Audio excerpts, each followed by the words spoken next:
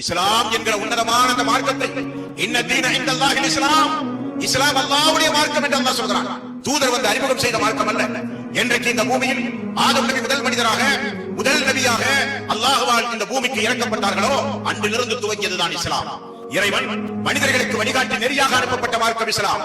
630 கோடி மக்கள் இந்த உலகத்திலே இருந்தும் இஸ்லாத்திற்குரியவர்களாக, நேர்வழிக்குரியவர்களாக, மார்க்கத்திற்குரியவர்களாக அல்லாஹ் நம்மை தேர்வு செய்திருந்தும் கூட பெண்ணுக்காக அந்த மார்க்கத்தை தூக்கி வீசுகிறான், ஆணுக்காக பெண் அந்த மார்க்கத்தை தூக்கி வீசுகிறான்.